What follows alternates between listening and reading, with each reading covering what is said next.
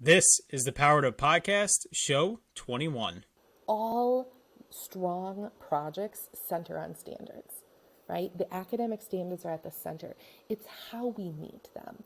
So our students are learning a ton about space. It might not be in the same pattern or order. It might be not be everybody has learned everything about the specific planets, but they're learning a lot about space, right? Probably more than if I said, here's the three things that we need to talk about, because the questions were driven by them.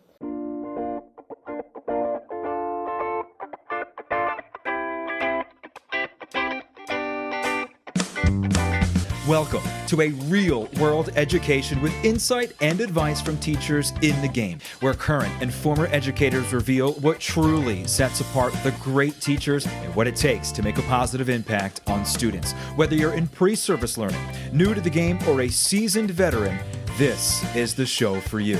You'll leave feeling inspired to take action because we are powering education by empowering you.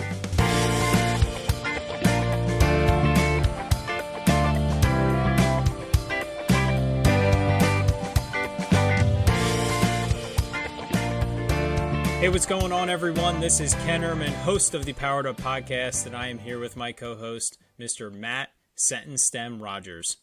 Matt, I want you to tell me how you are feeling, and you can use your sentence stem of, I am feeling this way because. I am feeling wonderful because it is, when we're recording this, we are in the most glorious weeks of school. I mentioned this in the podcast, but we had the Girls on the Run is a local organization, well, not local at all, but our chapter is local. And so we had our 5K, and one of my students asked me to be their running buddy. She crushed it today. So today was one of those days that you reflect and you're like, this is what it's all about. We've been having a few of those moments recently, which is awesome. I could have used those in the winter, but definitely this is what it's all about moment today. How are you, Ken? I'm fantastic. I feel great after our interview with Maggie that we had tonight. I'm loving my job. What I realized I really love about being an instructional coach is I get to put more passion, time, and effort into things that I truly believe will benefit the growth of a teacher and or the growth of students. Not to say that I'm dismissing things that come my way, but I'm able to really hone in with important projects, and we're knee deep in a lot of fun stuff right now at a district level as well as a classroom level. So we had a great interview with Maggie McHugh tonight. She's a middle school teacher from Wisconsin, and Matt and I spent probably 20-30 minutes in between our interview and recording this intro, just kind of reflecting on everything and how this podcast is really impacting us. So Matt, the question I want to throw to you is, what are you pulling from these episodes that you feel is impacting your classroom that other teachers would be able to pull away as well? It's a great question. I know that, Ken, you and I get to sit back and kind of talk about these themes that we keep on seeing. And the theme ends up being caring about what you're doing each and every day. The theme is often much less about the curricular standards and much more about the student experience. And whether you're talking PBL like we talk about tonight, or some of these more challenging topics that honestly are the guiding navigation of difficult life challenges. So Maggie talks about social justice, and I know we've had episodes before talking about how do we navigate such a instructionally dangerous topic. And I mean that strictly from you can get caught up in kind of either sharing your own personal views that could be troubling, or topics that get carried away. And so Maggie does an incredible job of finding the balance of safely and with structure, covering really tough topics in a way that continues to kind of represent the other theme, which is caring about kids and caring about the kids' experience. It's kind of like, if you've listened to many of these episodes, you'll hear that the kids need to feel loved and that you're working towards something that they'll be proud of. And when we build my favorite academic term, intrinsic motivation, when they are kind of from their gut or from their heart working on a topic, the product is so much better. Definitely stick around for the lesson lens. I think it's the embodiment of why we're doing this podcast, because those are the type projects you'll see that you can turn around and replicate fairly easily. But what a beautiful way to kind of pull the resources around, as well as a problem that we face or a challenge that would make a difference, and turn it into an instructional opportunity with a great advisor to sit and guide through that activity. What would you say, Ken? I know we've been doing this. This is episode 21. That is correct. Holy smokes. I made it past double my quota with you. But that's true. I know we sit at the end of each episode and we kind of reflect and say, this was an incredible interview because, and we've heard some common themes. What is sticking with you 21 episodes in that makes a difference, hopefully, in your workplace and how you're advising other teachers? I would say I'm using it as a recentering and launching point for me. So there's been a lot that we've talked about. A big one for me was I believe show 8 with Mike Kazula talking kinesthetic learning. That was a huge passion of mine in the classroom, and because of COVID and now being in this new position as a coach, I feel like I kind of lost focus of that, and it really recentered me to how passionate I was about it. And I've actually spent a lot of time doing professional development sessions in my district, as well as just working with teachers on that very topic. So that's what I mean by recentering, like bringing myself back to things that I knew were great, and you just kind of lose sight of it. And it would happen to me all the time in the classroom. As I was bringing more technology and STEM into my classroom, I lost sight of like really basic kinesthetic or just like fun activities that I used to do, until I like would stumble upon the folder in my desk and be like, you know what, that was an awesome lesson. Like, throw away the technology today. I'm doing this. And so also as a launching point, because there's a lot of topics that I'm learning a lot about that I haven't heard much of before. And it's giving me the opportunity to dig deeper, whether it's continuing the conversation with our guest, digging in with them on the forums, or just finding a book or an Edutopia article that I can learn more about. And so I hope other educators are listening to this and doing the same thing, recentering back to activities they've done before, realizing how valuable they were when they hear someone else talk about it, or a launching point to a topic that they want to explore more about. And I think Maggie does an incredible job of tackling that with both social justice, as you said, and project-based learning. She defines it really well. She defines misconceptions really well. And she doesn't make it sound easy, but she makes it sound practical.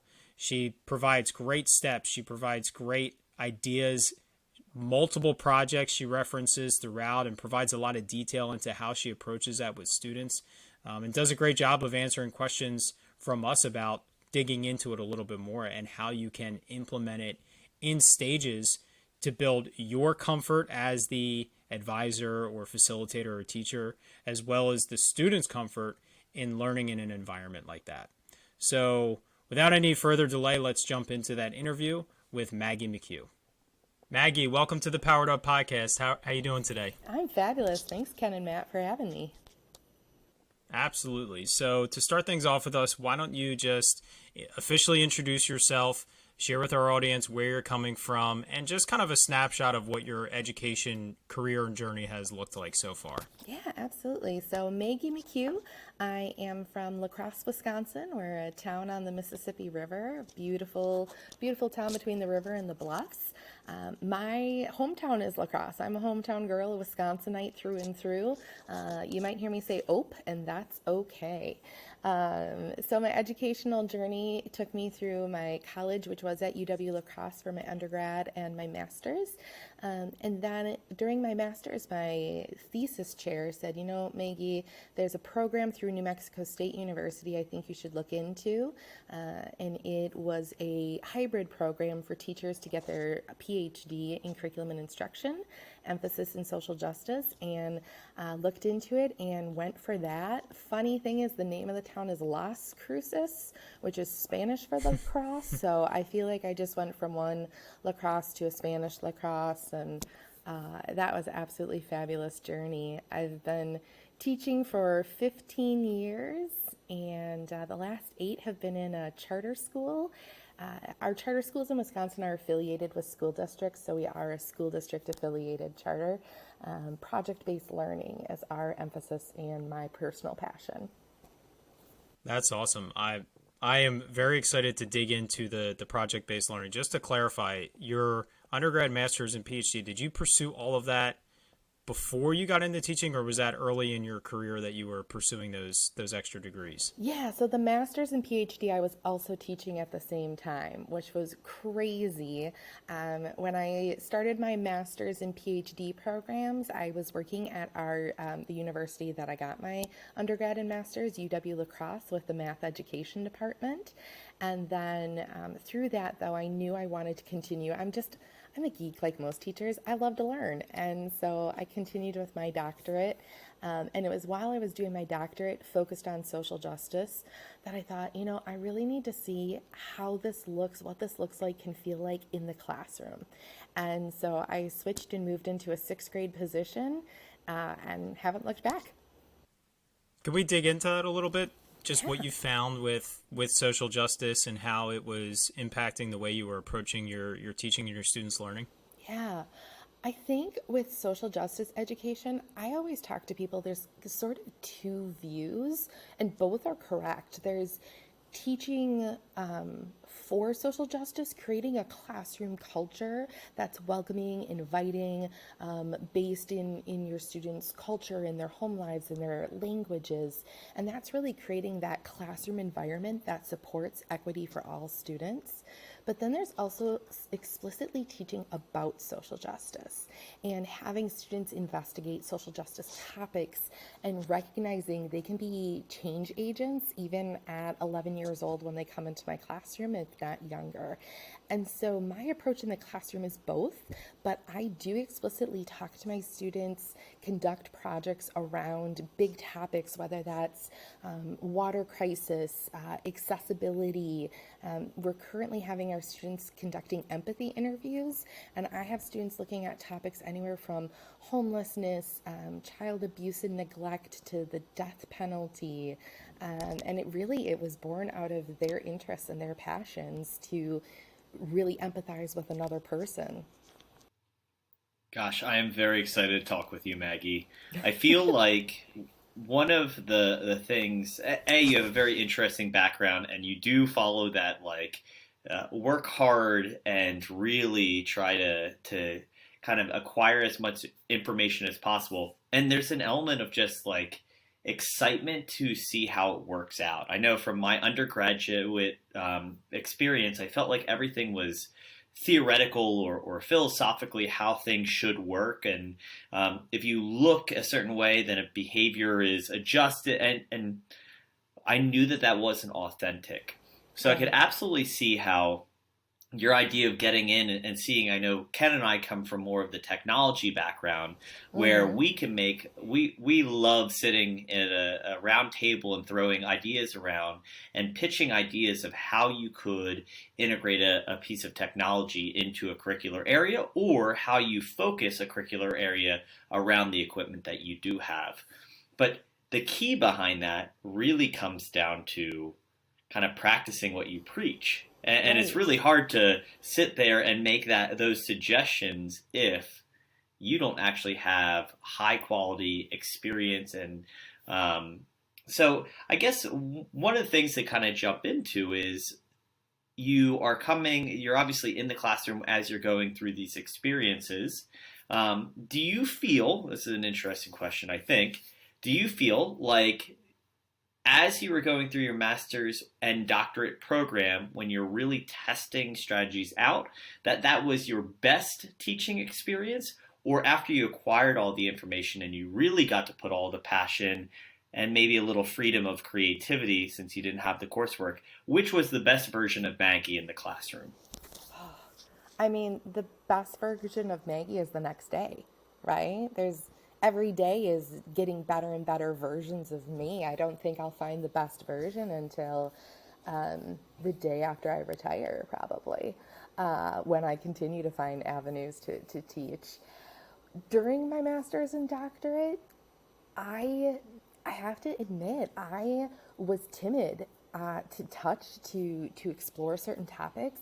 So, for example, talking about LGBTQ issues with my sixth graders was something I personally wasn't prepared for, and while I was teaching my first group of sixth graders, it maybe came up in personal conversations, but it was never a really big whole class discussion. And during my second year of teaching, with a new group of sixth graders, and I started feeling a little more comfortable in project-based learning, that was the year where the Supreme Court decisions were working its way through to legalize gay marriage. And it was such a hot button topic, and my students started talking about it and exploring it. And I don't know whether it was my comfortability, that's kind of what I attribute it to, or the classroom culture, or the news, or sort of just a convergence of all of those things. But I started to open up and feel more comfortable exploring the boundaries of what sixth grade minds could tackle. And then that led just to further comfortability with other topics with students as they wanted to explore deeply. And and so I think as I grow, I have the tools to conduct those conversations, to establish the classroom culture, to really affirm students' identities and help my students and their peers do that. And so I would say, yeah, that best version keeps happening. And there's dips. Oh, there are way big dips some days, but yeah, that best version is still out there. I love that answer, and I would constantly say to students, especially when I would have siblings, maybe a year or 2 years later, and I would see the older sibling, and they would hear something I was doing with their younger brother or sister, and be like, man, why didn't you do that with us? I said, well, I learned it after you left me. Like, sorry, but your younger brother or sister, they're getting a better Mr. Ehrman. Like, I'm better now than I was when I had you. It just happens every year, and that's the quality of a great teacher, someone that's constantly improving. So on that topic of that tough conversation of the LGBTQ conversation, how did you start to approach that with more comfort or more confidence? And did you figure out a strategy for that specific topic, or now that you've started to tackle difficult topics in general, do you have any advice for teachers that are still struggling to approach these topics, these controversial or these challenging conversations? Some advice that you could offer them? Yeah. I think the first thing, and it's part of all of our process, is really just to examine yourself and continue looking at your own biases, your own privileges, and your identity. And I think the more I grow confident in who I am, I bring that confidence to the classroom, and then I'm also able to help students, like I said, affirm their identities and bring confidence to who they are. The LGBTQ specific, and it's so vivid in my mind. I had this incredible group of girls who are actually seniors this year graduating. I just got some graduation announcements in the mail. They started a group that wanted to talk about these critical things. They called them Whattup Wednesdays. They would come down for lunch, and we kept it just to once a week. New teachers don't give up more than one lunch a week. That's an advice. Um, but this Whattup Wednesdays was just a group of sixth grade girls who wanted to talk about tough things. And then sometimes the conversations were just silly and a place for them to kind of hang out and have space together. But those conversations did talk about LGBTQ. They did talk about safety online and having social media presences. And, you know, it was just a safe space where they felt comfortable as they were growing in their adolescence to talk. Most days I just listen. One of my go-to, I guess, advice would be, one of my go-to phrases is just tell me more about that. What's bringing that up for you? What's circling around in your mind? And I'm not the answer giver ever as much as possible. I'm the questioner during those moments, and I'm the learner with them. And sometimes I do bring some clarification and help students or find the right resources, but often the students, their own curiosities will lead the questions. So that's pretty interesting. And I guess I'm coming from the, oh my goodness, to have those conversations, what hoops did you have to jump through? And I would imagine that there was some effort with administration because you were going to be talking about some serious conversations. Maybe it's guidance or creating or establishing trust between them, as well as the parents. I know that sometimes when you're talking about these kind of value altering conversations and really opening the dialogue, that it may differ from family values, traditional family values. Did you have any kind of challenges with that along the way? I think you kind of first started it. It does start with trusting relationships with administrators and counselors, families, establishing that. It wasn't like day one they walk in my classroom and it's, well, let's talk about the child refugee crisis, and we're just, you know, hitting things hard. It came along with the culture. It came along with having a strong home and school community. But again, a lot of it was born from the students and affirming the students and making space for that. And if the students are the one who want to bring that forward or lead that conversation, and I'm the person who can kind of monitor it, I do think that's an important role we play. Not that I was always prepared. I remember it was actually the following year that a student in my classroom who I had, you know, worked with for several months, but it was about 6-7 weeks into the school year, and the student approached me and said, I think I'm actually, it was a female student who said, I think I'm actually a male. I think I identify more as a male. And I was like, okay. And the student said, I'd like to tell the class someday, just not yet. And I said, okay, that sounds good. And I worked with that student's parents. We worked with guidance counselors and really made a safe space for that student for several months. And I remember it was 2 days before winter vacation, right? The chaos is going in the classroom. The student came up and said, I'm ready to tell my classmates. And I don't know what I looked like on the outside, but sheer panic on the inside. It's one thing maybe to talk about LGBTQ issues, but then another when your student is a sixth grader comes out as transgender to their classmates.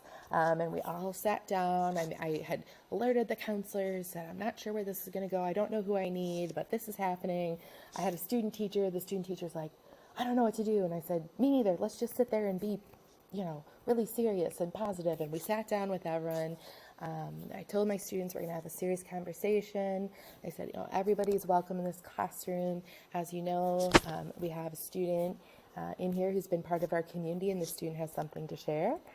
The student shared their news that they said they would like to be identified as a he, and there was a pause, a real heavy, deep pause, and someone said, whoa, that was deep. And I said, yeah. And another student said, so what's going to change? And I said, well, we still call the student by his name, and, we just let the student be a part of our room, and, that's going to be about it. The students go, okay. And he said, so is that it? And that was it. I mean, it was like less than 5 minutes. I'm sheer panic. And these students are like, okay, I think so often we underestimate our students, and they are more welcoming and affirming of one another than I know that I was at that age. And so I think, those, and I know I'm setting around LGBTQ here, but I think those experiences were most transformational for me, maybe pushed me out of my boundaries, because it lived in my classroom and continues to live in my classroom. Talking about things such as the refugee crisis and our immigrants coming into America in Wisconsin, we're not necessarily seeing that, feeling that, being touched by that, as much. And so sometimes those social justice issues feel more far removed. And what I found is the more that we can bring it to the forefront and really see what are the issues in our community, the more powerful our conversations are growing. Well, I just have to say that I want to applaud you for what you shared with us, and it to me it speaks to two things. One, you clearly have an incredible classroom community for your students to handle the conversation like you just described. I agree with you. I don't think we give our students enough credit for what they're capable of in terms of not only intellectual ability and open-ended projects and things like that, but like you said, their humility and their empathy. But that doesn't happen without a strong classroom community that you developed. And so to me, without even stepping foot in that classroom or your classroom ever, that is evident in that. So I applaud you for that.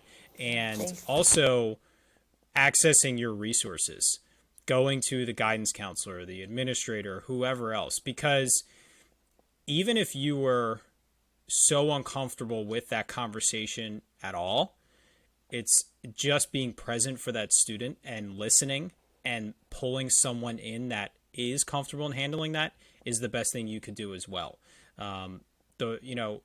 You don't have to necessarily be comfortable and confident handling heavy conversations like that, but you have to provide the resource and the availability for those conversations to happen. And so, it's just important for us as educators to realize what our strengths are and what our weaknesses are, not only just in terms of pedagogy, but in terms of something much more serious like this, because there's going to be moments where you're not the one that can handle it, or you're not the one that can tackle it, and you have to lean on your resources. And there's going to be other times where people are leaning on you. I mean, I can remember this is much different, but similar in a sense. My first year, we lost our reading specialist halfway, almost 3/4 of the way through the year. And it was incredibly sad. And my grade partners couldn't be involved in sharing the news with their class. They were too upset. So I did it with them and for them because I was able to. And so, it's just that idea of, like, again, they knew that they couldn't do it and they needed to lean on somebody else to be there with them. And that only will not provide a better experience for the situation and for the students, but it also models, again, good behavior. It models, your ability to ask for help, which is one of the best things that we can do for students, to ask for help with serious situations and ask for help on how to solve number 5 on their worksheet. That idea and that skill is really important. Matt, do you want to jump in at all on this? Because I don't want to just transition off this important topic, but I know I really want to jump into PBL too, but I don't want to just cut this conversation off. No. Well, I think that when dealing with sensitive content in any capacity, whether it's the kid brings to you something that's sensitive, or honestly you're dealing with something that's sensitive to yourself that's obviously distracting, to create a level of comfort, I guess I'm going to ask you a question, Maggie, because I think we've been doing the podcast now for a good number of sessions, and I've heard a lot about relationships and developing a classroom community. And we've heard the meet kids at the door and check in and have personal conversations. But really from the side of kind of social justice, where you're I don't want to say purposely ruffling feathers, but you're creating advocacy in kids Yeah. and really seeing them find their passions. I've got to imagine that there's some skillful ways that you kind of go about addressing tough conversations in modeling, but also invoking um, this classroom community to represent support, even if the topic changed. Can you kind of speak to beyond just the surface levels of like, hey, I'm glad you're here, or hey, I'm so appreciative that you shared that. What do you put into your classroom maybe first 6 weeks that really creates the opportunity to not only address these topics, but also build that advocacy further for the rest of the year? Yeah. Man, don't you wish there was a magic formula? Oh man, yes. Right? Um,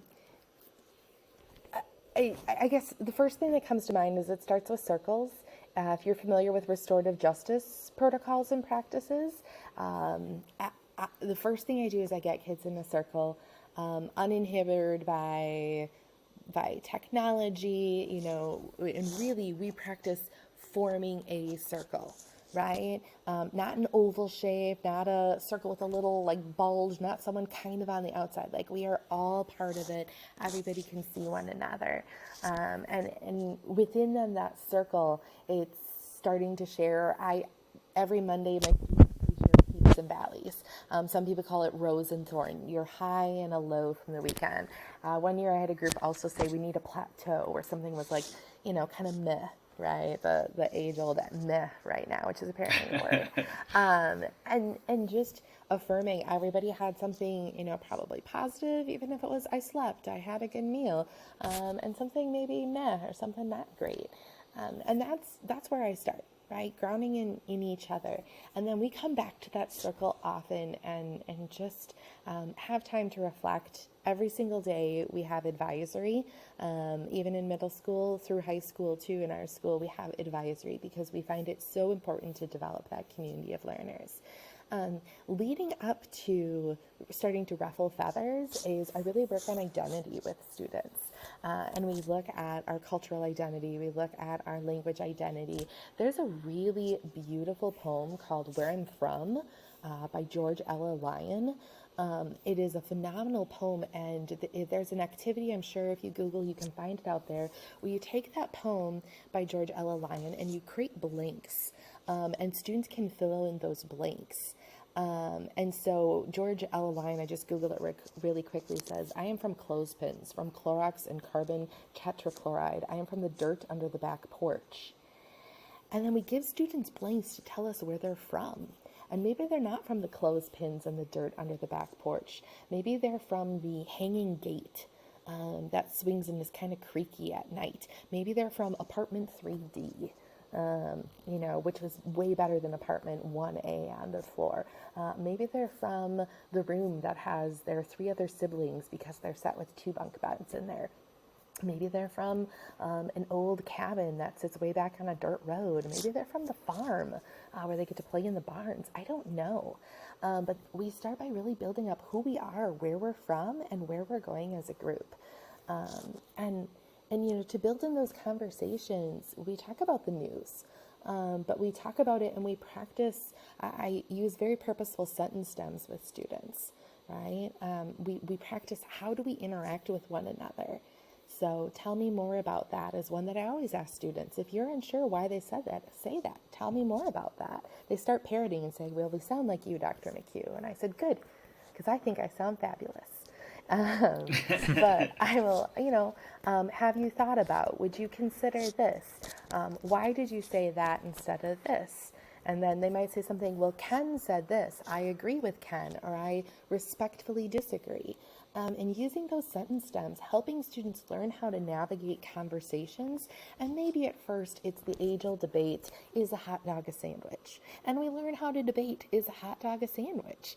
And then we go into something maybe a little tricky. Should we have gender-neutral bathrooms?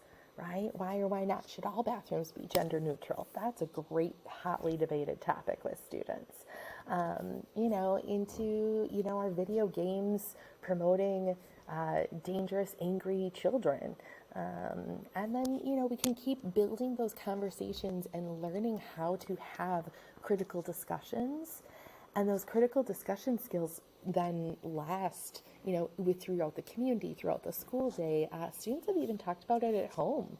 We're in these empathy interviews, and I keep sharing our goal in empathy interviews is to listen to understand. And I had one of my high schoolers say, "Oh, my family needs to practice that," right? Like, kids know. So, yeah, those are some things I do. Yeah, and I want to I know you mentioned a few times, but I think sentence stems is something that we've all heard about, but I don't think that we give enough credit towards. I know when talking about probing responses, that frequently when we're talking about higher order thinking, sentence stems is the key to really starting that conversation. And if you give the sentence or the question that has a one-word answer, don't be surprised that they don't elaborate. And so I think that facilitation of really being purposeful about sentence stems is an awesome, really great thing that I don't feel like I even visit enough. As like, how am I choosing to ask this question? Am I asking it in a direct way, or am I asking it a way to actually hear the kid's response, which I think is really important. And then, Matt, you take that and you give them to the students, right? And have them practice those sentence stems. We also purposely teach open versus closed-end questions.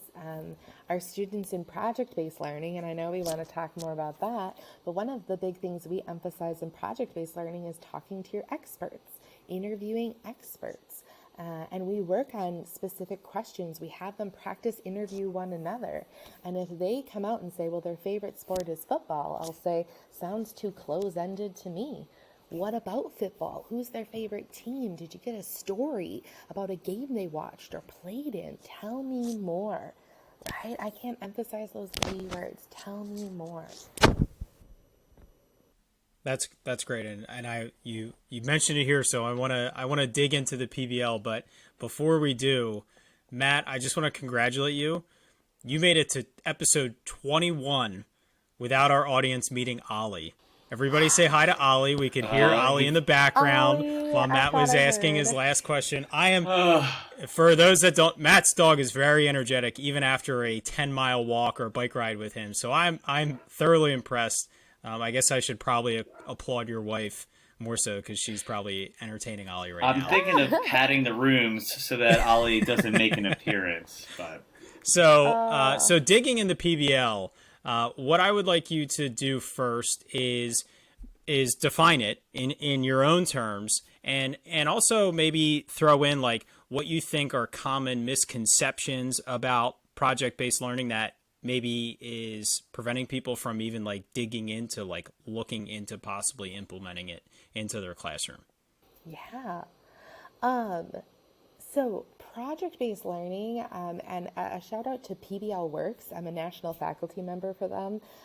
Phenomenal resources out there. But project-based learning is where students are actively engaging in real-world, authentic ideas that are all driven by what we call our driving question. And this driving question really focuses the entire act of actions of learning. Everything we learn centers on answering that driving question. And it's very different. Project-based learning is very different than doing projects. So I grew up doing projects in school where a night or two before the elaborate diorama was due, I said, hey, Mom, Dad, you have to drive me to Michael's or Hobby Lobby, and I need glitter, and I need foam, and I need construction paper, and our kitchen counter would all of a sudden be taken over by all these materials, and 2 days later I would have this fabulous looking thing because my parents helped me because I wanted it to be fabulous and they made it look fabulous, and I don't know where any of those things are, right? Totally trashed. that isn't project-based learning. That's just doing a project at the end. And there is value in doing projects, right? I'm not saying there's not value in doing that. Project-based learning flips that though and says, what is it we want our students to learn, and how can we frame a question to guide students through that? So let's go on the fun one that I'm doing right now with my 6th and 7th graders. And the question is, how can we colonize space? Okay? There is so much out there right now. We're looking at how can we colonize space. Now, this is a twist on your mission to Mars. My co-teacher Katie, rock star, by the way, go Katie. Katie and I have been talking all about Mars with our students and talking about all the things going on with the rover and the Perseverance and the helicopter. And we're going to be launching this on Thursday this week. But did you know there is a space hotel slated for 2027? That's right. You might be able to go live in a space hotel. But there's so much, right? There's so much about right now getting to Mars. So we're teaching through that, but then our students all had to choose a moon or a planet in our solar system, and they're trying to figure out how they can colonize that moon or planet. Okay, because we said, hey, Mars is what's going to happen in the next 20, 25 years. We've got a lot of time after that. And Earth is getting crowded. We just learned Mexico City is sinking 15 inches every year, right? We keep looking at all these problems of overcrowding on Earth and, global warming, all these things. So we got to think about where we're going to be, moving. What is our next frontier? And it's fascinating how students are becoming creators and thinkers and problem solvers. And so I honestly right now can't remember the moon or planet, but its atmosphere has 100% oxygen. And our atmosphere is nowhere near 100%. We're mainly nitrogen in our atmosphere. But these students are like, okay, well, we can breathe, but I don't know if we can breathe that much oxygen. And they're looking at what that's doing to your body. And they're starting to plan, well, do we need kind of a different filter, a certain space suit to sort of mix the oxygen with some nitrogen and get a different chemical makeup? And it's all born out of their curiosity. Right? I didn't tell them come up with a new spacesuit. I don't know what this spacesuit's going to be, but the students are planning that right now based off of our question, how can we colonize space? Right? We have students who learned, Pluto, how many years away is Pluto? I want to say 80. Pluto, how many years? This is the beauty of Google, right? I don't actually have to know anything. So let's say it's 80 years. I just really hope that you are reinforcing the fact that Pluto is a planet, because it was when I was a kid, and I think it's back. I think it's back in the rotation. Am I correct on that? We just never really know, right? But we said planet, we said planet, we said moon, we said whatever space object. Oh, Uranus is 84 years. Pluto's 250 years. So I think the spirit must be colonizing Uranus then, because they said it's around 80 years. So they are coming up with this insane rocket ship that is multi-generational. Okay, so they said, well, wait. 80 years, none of us are going to be alive by the time we reach our planet.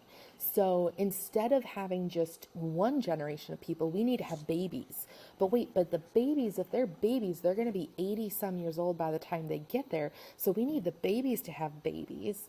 We're not touching that topic though, right? We're just letting them plan. So they've got these different generational pods. And then as you learn, you move up a pod and you start planning and training for your job once you eventually get there. The creative thinking of these students to think about it just based off of learning that it's going to take 80 years is phenomenal, right? And so we are learning and growing, and they're mapping and diagramming this whole thing out to scale and thinking about how much it's going to take to power this, and what's the weight of it going to be, and what kind of fuel could it be.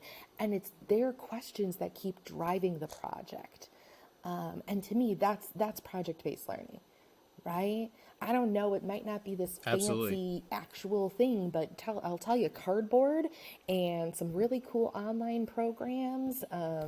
These students are coming up with creative things that they can't wait to share out.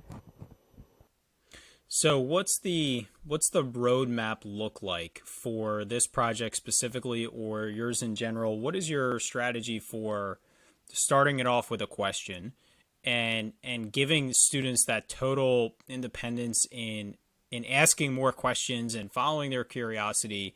But do you have pit stops along the way? Is there a end goal to it? Like, what does that structure look like to be able to have the students follow a track, but still have that level of independence and curiosity? Right. So a great project starts with a launch. Just like any great lesson, we got to hook our students in. They want to be excited and ready to learn. Our launch was the Earth's too crowded, solve it. And we didn't tell them how to solve it. Oh, but the condition was you couldn't kill or harm any living things, because there was a, well, we won't go into other ideas, but we had students create floating Circles back to the pods. video game conversation. Right, there it is, Ken. We had students creating like floating pods in the middle of the ocean. We had students creating like different just more skyscrapers. We had students building tunnels like underground. We did have some students send some rockets. Someone came up with a shrink ray gun. Great, it didn't kill off anybody. But then we talked to the students and we said, no, really, the Earth really is crowded, and here's the issues we're facing. Let's talk about this whole Mars thing. And so that kind of launched and got the students curious about it.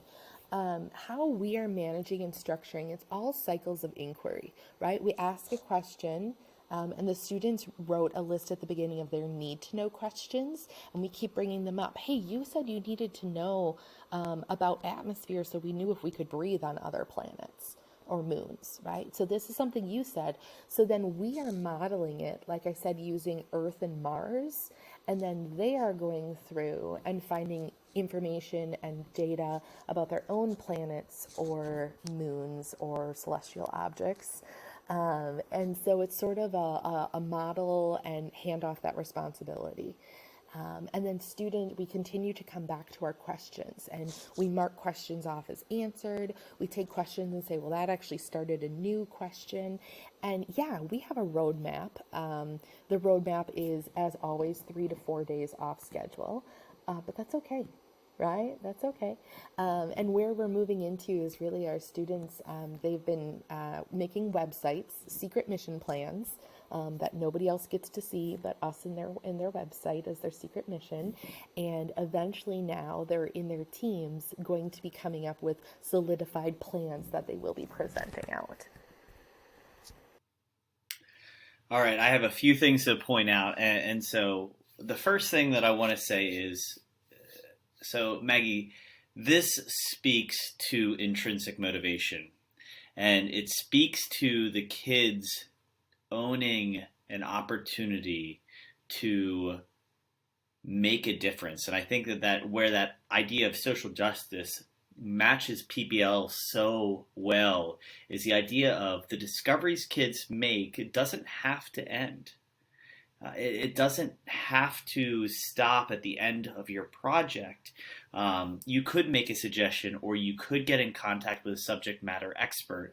And we see all the time in newspapers or online kids going viral for the way that they've made a difference and how that extends. And it may just be raising money at a lemonade stand to dedicate in a certain way, but it may be way further, and really it unlocks the passion of really creating advocacy. Now, I've mentioned it before on the podcast. There's a program called Responsive Classroom that has a secondary book that called Yardsticks, which is incredibly helpful to kind of understand maturation, what to expect. And after 10 years old, you can create advocacy and the ability to really care about a problem and lead to kind of solving that. So that is a huge excitement. It is a huge benefit when you're not having to worry about the behavior side of things because the kids are really invested. And that can be a little concerning for teachers of driving that conversation and making a project continue when you are essentially handing the keys over to the kids to take it in their own direction using those questioning stems and what have you. say you're talking to a new teacher that comes to your building. You said, I believe your building is PBL focused in general, but they come and they have some resistance because we're at the time of the year that PBL sounds great. We're towards the end of the school year. State testing, for the most part, is done. Sure, if I can have a project go 2 weeks, that's a big chunk of time that gets me towards the end of May. But there's still high quality learning in there, and there's high quality instruction. So can you kind of talk to me about how you feel like you address whether it's grade level responsibilities, the standards for the learners, but still incorporate PBL throughout the entire school year, not just the riding it out and just having a good memory of this grade level? Right. Yeah. The school I'm in is what we like to call wall-to-wall PBL, where students are always in a project. We have a few types. One is called advisor guided. So at our school, I'm actually an advisor. When I introduce myself, I don't say I'm a teacher. Our title is advisor, which really starts flipping your role of who you are when you're advising and guiding students through projects and through life as a community member. And then there's personalized student projects. So our students are also creating and implementing their own projects on a topic they've decided. Some people call it like Genius Hour or 20% time. We have that going all year round where students are devising and implementing their own projects. And you talk to the standards, all strong projects center on standards, right? The academic standards are at the center. It's how we meet them. So our students are learning a ton about space. It might not be in the same pattern or order. It might not be everybody has learned everything about the specific planets, but they're learning a lot about space, right? Probably more than if I said, here's the 3 things that we need to talk about, because the questions were driven by them. And so when you talk about state standards, we meet the state standards. We just meet them differently, or maybe we meet them in a different depth or a different rigor. Our projects are very rigorous, but we emphasize different state standards, perhaps to a different level. And most standards I'm seeing are really moving towards a skill-based approach and less about that specific, you must know, I don't know, the Revolutionary War and the Civil War and this, just what is war? What is conflict? And that's how, as a project-based learning, we've always approached it. Because our learners, if they know how to learn, they can unlock any learning, right? It isn't anymore in education, really at any level, about learning concrete, discrete skills. Now, of course, there is literacy. I am not saying our students don't need their ABCs. There's mathematical literacy. There's general understanding we need, but we don't need to memorize the periodic table. Right? We don't even need to memorize all the countries or all the states and its capitals. I've Googled at least 3 things sitting here with you, 3, right? Or 2. I can't count. That's bad. I'm going to count Ollie. That was the 3rd one. There we go. But we learn how to Google, but we learn how to do that appropriately. We learn how to check our resources. And so if our students know how to be good learners, how to be good problem solvers, communicators, collaborators, that is what's going to get them by far on the right track in life.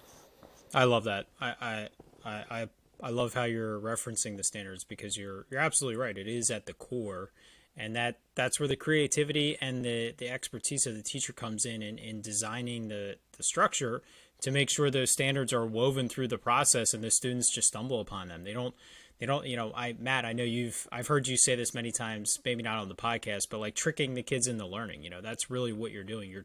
You're tricking the kids into tackling those standards.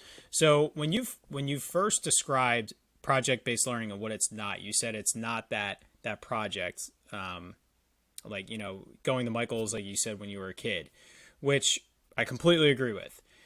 Project-based learning in its, I'll say in its best form is incredibly inquiry-based. It's like you said, it's those need-to-know questions. It's the cycles of inquiry. I truly think there's like a middle ground, or like a stepping stone, especially in building teacher comfort and also building the skills of students in tackling independent learning. So I'm actually going to serve this up to both of you. Maggie, you can go first. Can you talk about possibly a project that you've done, or just kind of describe it in a little bit of a way where the students are, I'll say, they're navigating their own learning, they're navigating their own path, they're discovering information themselves, but they almost have like a set checklist to cover, so that they're wondering and they're thinking and they're navigating, but it's a very structured path in where they're going, and maybe a little bit less of that inquiry, but a little bit more of that learning how to learn.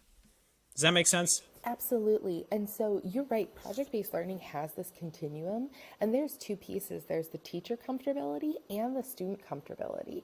What I'm describing now is working with 6th and 7th graders through a full year, even through a full year of COVID, to really release them, right? But some of our very first projects were very synchronized, right? We're all doing this. You have a little bit of choice, but your choice is narrowed by this. So, for example, in mathematics, my backgrounds are math and English, and I love math PBL. It really brings math to life.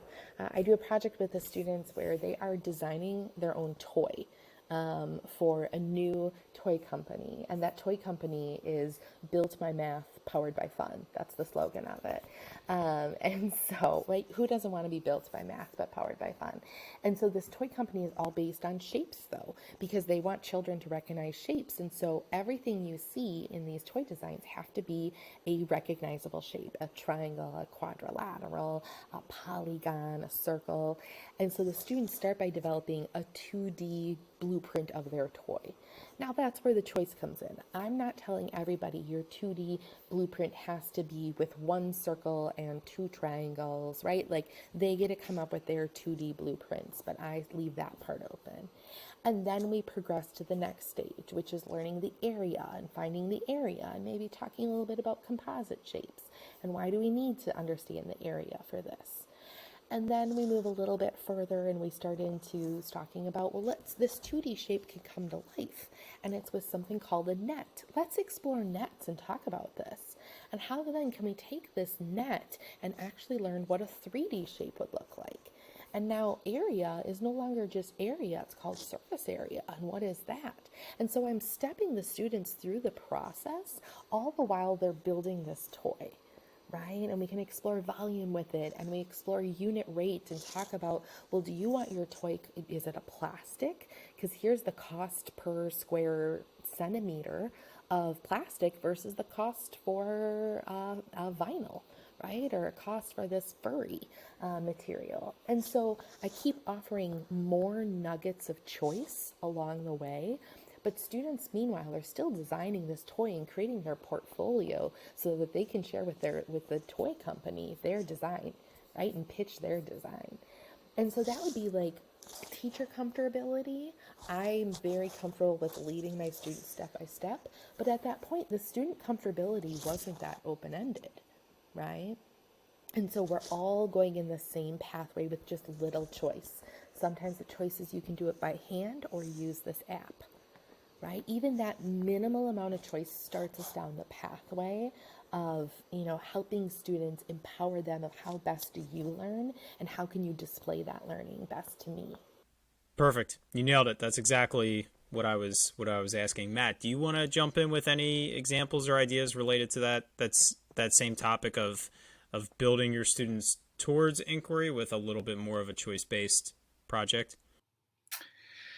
I guess, so I have 2 examples. One that I've already talked about on the podcast before, that I'll kind of briefly go over. But I think what's really interesting is when you challenge the kids with thinking, the mid-range kids and your lower range kids are usually very durable and able to handle it. I find my higher kids really struggle when doing solving a problem that they don't have all of the kind of guidelines there. So in a less structured environment, just a little note to be kind of cautious of that discomfort and it can cause some waves in the classroom. But one of my favorite activities that I've ever done, which is a classic fourth grade activity, is hand a light bulb, a wire, and a battery to a kid and tell them to light it.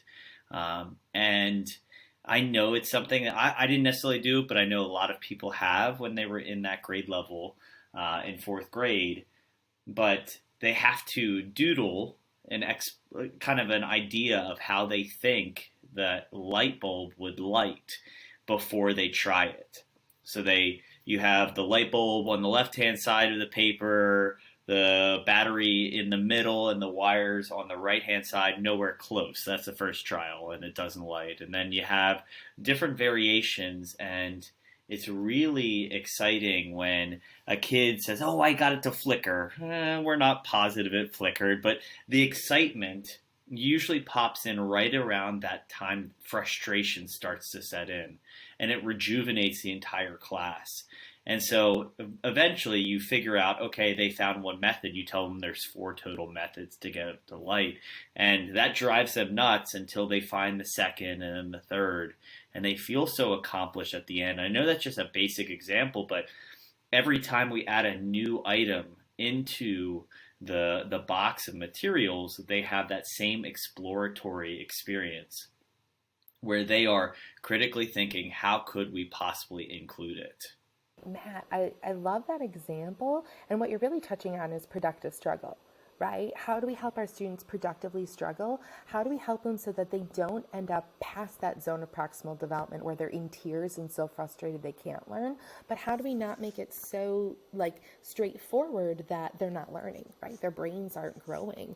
And you talked a little bit about that kind of high, medium, low. And I really want to challenge you a little on that.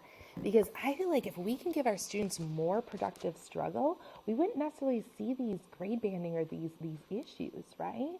And I am seeing it too often with students, but I also see it at every tier because it's more about the process and having those tools, right?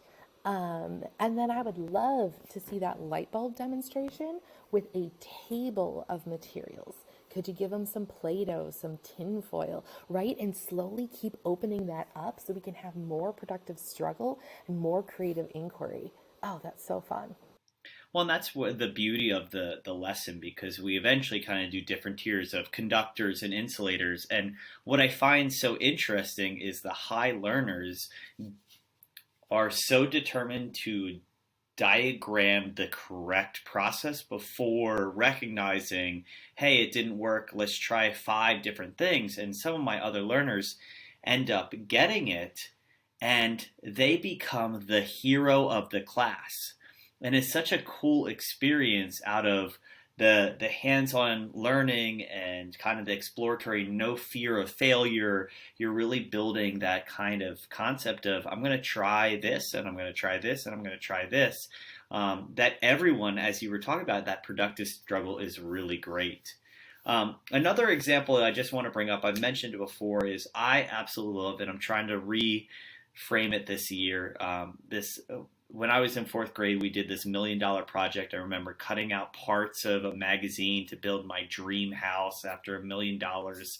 And what was beautiful about it was you provided just enough framework, and the project was built based off kids continuing to come up with really cool ideas. So we said, okay, you need to add that now, and you need to add this, and you're covering all the different areas. I know we have an episode, I kind of go into it further, but again, the whole concept Show behind 7. Okay, so show 7.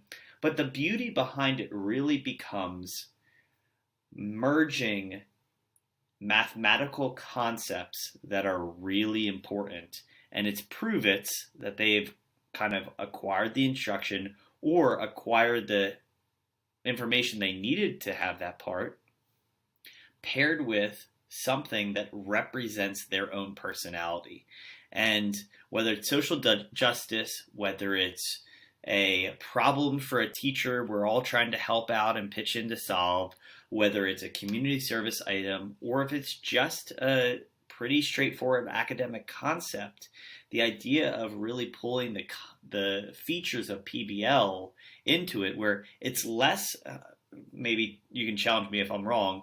I view it less as reflection. Instead, I view it as processing. So in my class, when we're doing our PBL activities, we're processing, we're not reflecting, because reflecting means that we finished. They think of it as summative as opposed to in the process. So we are processing, what did we come across today? And we're going to process again until we really have a conclusion at the end. But I will tell you, I struggle to bring PBL in all year long. I applaud you for you being able to do that. I explode with PBL from middle of April till the end of the year. And I will say how we get to know kids, right? Like the beginning of the year is a great time to easily incorporate it. The meat of the year, I give you tons of kudos because I do find myself slogging through instruction, even though I know it's better for that long-term learning for them to do it otherwise. Yeah. It's hard. It is hard. It's really hard. Yeah. Yeah. And Matt, you're talking about that cycles of inquiry, right? When you talked about that processing, you're really hitting like, we think about it. Okay, we thought about it, we're reflecting on it, and now we're enacting a new idea off of it. Or we're branching off, and we're going to continue cycling until we get to something. And this something is as finished as it is at that point. Right? And truly, just like I said, as teachers, we're always in the stage of becoming, right? I'm becoming my better and better and better and better self. In learning, we're just getting better and better and better at it. At one point, we have to go, we're done with this, time to move forward, right? Let's learn, and now let's learn this new piece. Absolutely. Can I ask one question about that real quick? How finished of a project do you feel is necessary at the end of a PBL? Because I think we all recognize that the instruction is the valuable part, but there's also a value in the kids having a product at the end that they're proud of. And so what kind of middle ground do you feel that, hey, you're not overstepping and prompting to get it to a high enough quality that it's show worthy, but it's still something they actually have pride in, they completed, and really use those finishing touches instead of getting 85% of the way through? I think it depends on the audience and the intent. So the example I shared of inhabiting space and colonizing space, as we're moving to the end of the year, our students are moving also in a huge personalized project towards their showcase. So our final audience is going to be other classmates and peers for this one. It's not like we're presenting to some NASA official, right? But my previous project right before this, our students it was humanity and what unites us as humans. And our students had sent letters of essays that they had reflected on what unites us as humans. They then requested people to send back letters answering that same question. And we had over, 150 some responses from people. And 38 different states. We were trying for all 50. We did get a couple cards from France, Italy, Australia. So we got global in there too. And the final product was students taking and creating what's called a found poem, if you're familiar with that. So you take the literature, whatever you're working on, a book, a chapter, in this case, several letters, and find words or phrases and put it together as a poem. Our students then made some double photography, some double image, double exposure photography with it, and we're putting it all together in a book.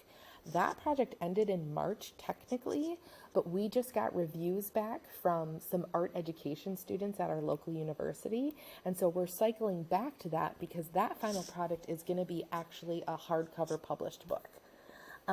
So it depends on the intent.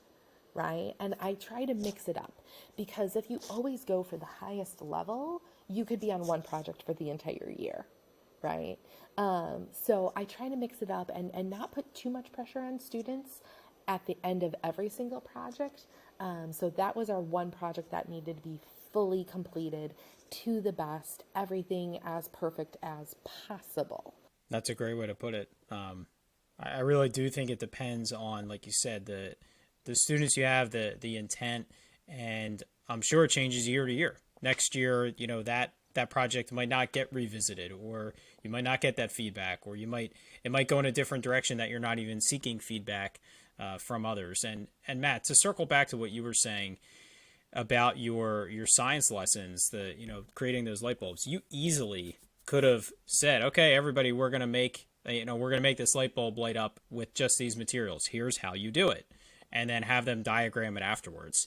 And talking about, like, when you were saying, when you're in the meat of the year, it's harder to do PBL. It's harder to do some of those open-ended tasks and projects. And if you look at that science unit as a whole, there's a good chance day 5 into your unit, you will be farther behind if you're taking a PBL approach than if you guided the students through it.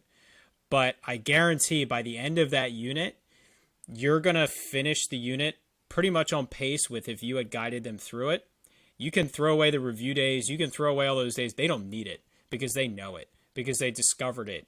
And they will do just as good, if not better, on any type of summative test that you're giving them, because they figured it all out throughout the process. And if they see something different on the test, they're going to be able to tackle it with the skills that they learned in that. So, I really encourage teachers, when you're thinking about approaching these units or these set of objectives or skills, and you can find a way to involve some sort of project-based learning, whether it's highly inquiry-based or not highly inquiry-based, but it's student-led. Just trust that even if it takes a day longer, the understanding is going to be so much more thorough that it's going to make it up in the end. Or when you get to the next unit and you take that approach again, as you said earlier, Maggie, your students are learning how to learn. Those next projects become, more efficient. The students get better at it, and they're then tackling new content much faster. So I don't want to just totally cut this off, but I have a feeling it's going to kind of circle back in our next segment, the lesson lens.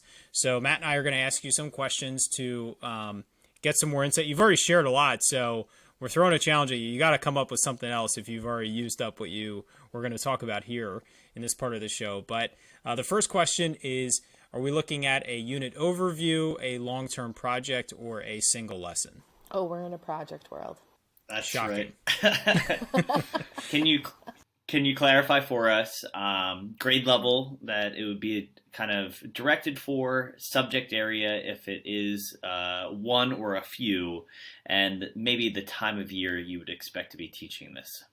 Okay, so this is a project that I do with 7th graders, and let's see, the project started in March. I didn't do this year, so I'm thinking back a little bit to pre-COVID, and you'll hear why. And the subject level, it is led through a mathematics and English lens. Awesome. I feel like that time of year question was more important with this interview than it is sometimes with others, just because, like you said, you're building your students' ability to be independent. So that's going to definitely fluctuate depending on where you are in the year. So the next question is what are the objectives of the project? Okay. So the project is called Mugs O Math. My students made up the silly title. And the objectives were learning about surface area and volume, metric system conversions, and then we were learning about business writing and professional communication. And the aim, the overview of the project, is that students chose a local business, and it had to be like a local small business, not owned by like a big conglomerate, not like a Walmart or Target or something. And their intent was to write the business owners and propose that they design a mug for this, a promotional mug for them. And so then students continued through the process working with that professional communication. They had emails and phone calls and made video appointments with these professionals. And then while they're doing that, they were listening to the business owner's ideas, and they were designing a mug in a program called Tinkercad, which is an online 3D modeling software, with the intent to 3D print the mug, which they did.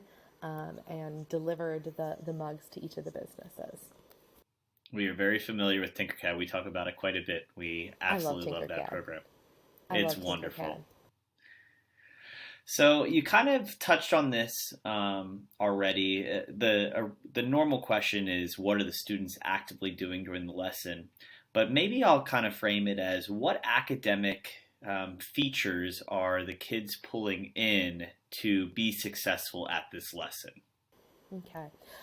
One of the first keys is professional communication, right? The whole project is going to flop if the students say, hey, sup, can I make a mug for you, right? Like, sup is probably like really old too. I always sound stupid when I try to pretend to be a student. But Sounds they need to normal to us. learn. Great. Yeah. They need to learn, even in their emails, right? When they would email professionally, you can't just sort of like, hi, my name is so and so. It was, no, you need to say like, greetings, Mr. or Ms., or greetings, person's name. My name is so and so. I am a student at La Crosse Polytechnic. I am working on this project. Would you be willing to help? Instead of, I want to do this, can you help me? Right? With no signature, misspellings all over. And so it really launches with that professional communication and that desire to connect with the business. And I've done this with 2 classes now of students, and the businesses they run, from restaurants, coffee shops, a wedding venue. One of them was an axe throwing place. Oh, cool. Super cool looking mug at the end. But then that professional communication continues throughout. So the students, after making that connection, saying, I'd like to work on this project for school, you will have a mug, but I would like your assistance in continuing to give me feedback. The students then have to make original designs and sketches, send it for feedback, get that feedback, continue to sketch it, ask questions about how many ounces they want their mug, who their clientele is. And so it's continuing just to question and understand, and then to get creative in the design process. And so some students designed coasters. Someone had a bookshop and the book was the coaster for the mug. One student, he did the library, and he didn't have a circular mug like a traditional one. He actually made it like an open book with a handle off the spine of the book. And so that's where the creativity and the individuality came out. But then along the way, students needed to learn things like surface area and volume. They needed to understand different 3D shapes and scaling, right? So when your mug printed and it was more like a teacup, we didn't understand that we were in millimeters instead of centimeters on the program. That's awesome. So during the process of learning, what is your role as the advisor to ensure the success of the students? Yeah, I love that you caught that I'm the advisor. Keeping students, we set soft and hard deadlines within that project. And so soft deadline would be, this would be a really great target date to meet it by. Hard deadline, if you're not here, you're behind and it's going to be extremely tough to catch up. And so that's very fluid with students who, by the end of middle of 7th grade, have been with us usually for 2 years of project-based learning and can manage that, take on that independence. And my role is to provide enough scaffolding so that students can continue moving through the project and continue learning, even if they do reach a barrier of not being able to get a hold of their business person or not getting the feedback right away. Then I provide, then go get feedback from, another math teacher in the building, or go get feedback from this parent, or, someone else, one of our board members. And so I find avenues for students to continue to be successful, even if it wasn't in the intended trajectory. So I guess it sounds like, I know you haven't done it in a little bit, but you already kind of have community outreach, you already have professional back and forth, but do you have further dreams of how this can continue to grow, or what you'd like to see it in the future? Yeah, so I've done this project, like I said, twice. I didn't tackle it this year during COVID, just for a number of reasons, because usually at the end we're going to the businesses, we're handing off the mugs. We can't, for various reasons, right, get kids on a bus and all that kind of stuff. Soon, I think someday. But the second time around, as I was working on this project, our librarian said, My husband and I, we actually make molds. And she said, if you really got into this, we could actually make a mold and actually make a ceramic mug. Because right now they're 3D printed out of plastic and they deliver them and they look cute, but they're not usable at all.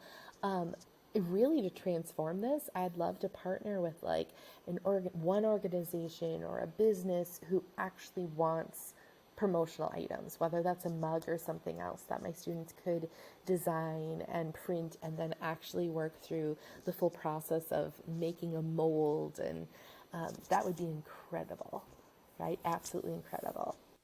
Yeah, that would be. Would it be possible to do the project earlier in the year, and then potentially the students, through like a 20% time or more of an independent project that they explore on their own, could then stay connected with that business and then go into any type of promotional items that they want. So they no longer have to connect to your standards, which you obviously need the mug because that's connecting directly to your standards. But, if you did it earlier in the year, maybe some of the students kind of stem off that. And then now they're like actually making t-shirts for the company because they love the logo and the design and that type of stuff. They just don't specifically want it on a mug. Right. Yeah, I think that's a beautiful idea. And one thing that I love about our students is that being a charter school, many of them stick with us, not just 6th through 8th grade, but into high school as well. And so if I do this in 7th grade, really dreaming big now, it'd be super cool if those students like maybe did start this, partnership with the business and eventually did an internship with them. Right? And have this business professional they could reach out to and learn. And maybe it's something that they eventually want to go into, if it's marketing or who knows, sales. That'd be beyond phenomenal. And I think that's the beauty of when it is grounded in authenticity, when it is grounded in our community, is that those possibilities are there. It's us asking the right questions like you did, Ken, dreaming big and taking those steps. Absolutely. I just want to plug Tinkercad again. Even if you're not going to do an elaborate project like Maggie's describing here, if you teach any three-dimensional concept in math or science or any subject, you have to look into Tinkercad. It is free.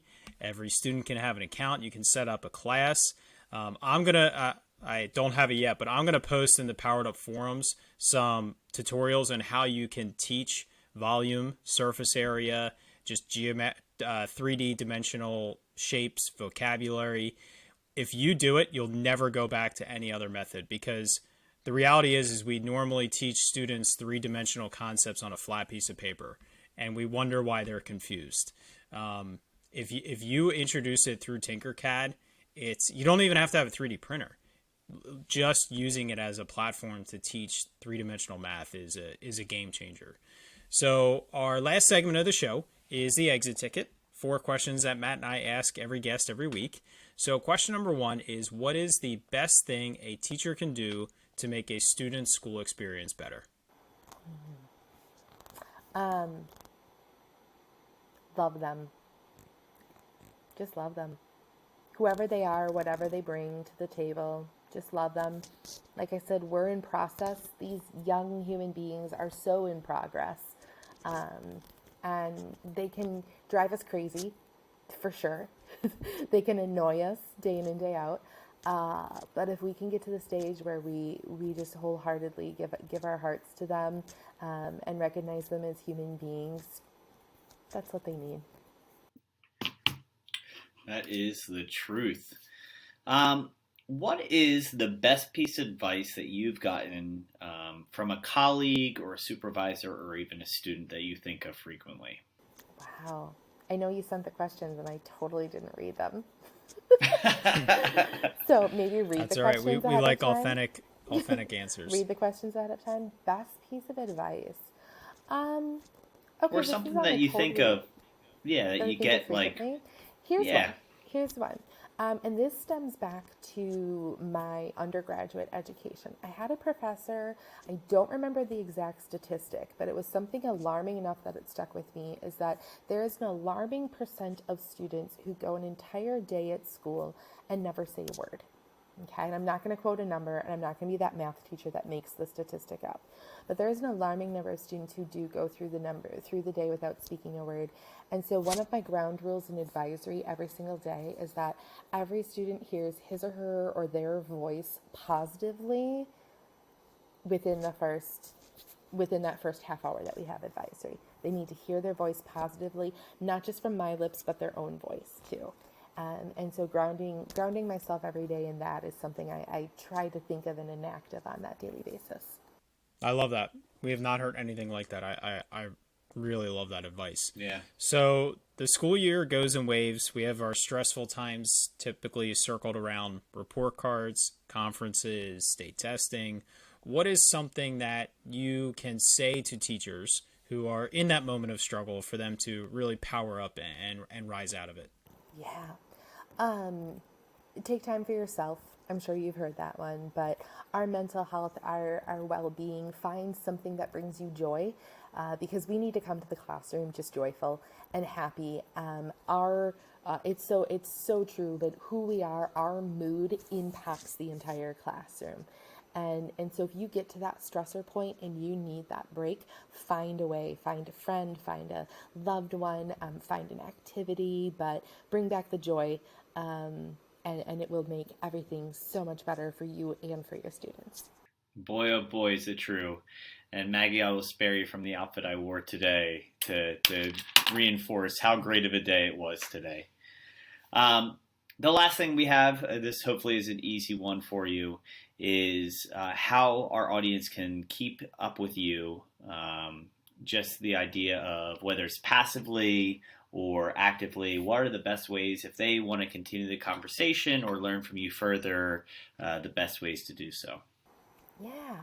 I love Twitter. It's my professional go-to. So I am at Maggie Lee McHugh, Maggie Lee, Lee McHugh, MCHUGH. I am a national faculty member for PBL Works. So if they're interested in the project-based learning side, check out pblworks.org. And I am also on the Powered Up forum, and so you can connect with me there as well. That's awesome.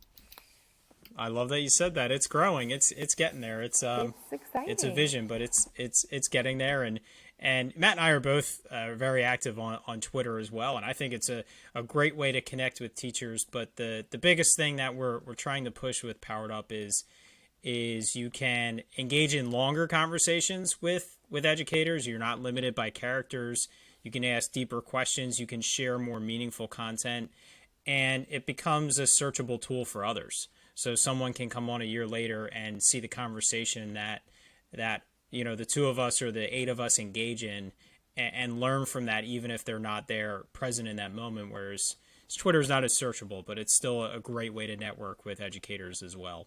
So Maggie, thank you so much. This was a blast. You offered so much insight. You offered a lot of practical things that teachers can implement. Maybe not tomorrow, because it requires a little bit more planning, but something that they can start to think about and plan tomorrow to maybe implement the next day or the day after that. But just think about ways that you can really get your students to drive the instruction through inquiry or just through some choice.